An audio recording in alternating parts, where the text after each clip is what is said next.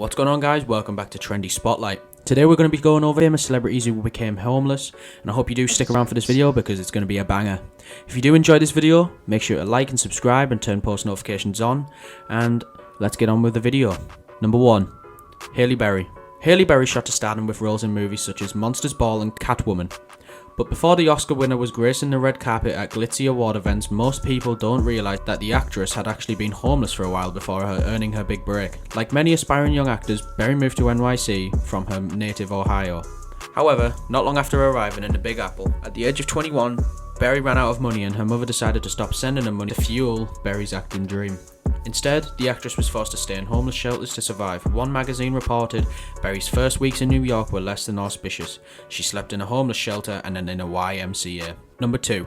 Chris Pratt. Chris Pratt is a globally known superstar for the big name franchises such as Jurassic Park and Guardians of the Galaxy. So most people will probably be surprised to learn Pratt was living the life of a drifter down in Hawaii.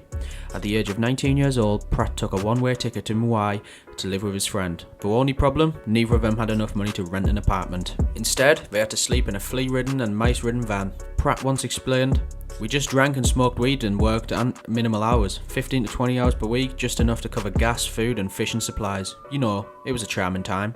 Pratt took a job as a waiter at the Bubba Gump Shrimp Company in Maui, which is where he ended up being discovered. An actress named Rae Dawn Chong spotted him, and after taking note of his good looks, she promptly cast him in a directorial debut. Hilary Swank. Hilary Swank is a two-time Oscar winner who is best known for her role in $1 Million Baby in 2004.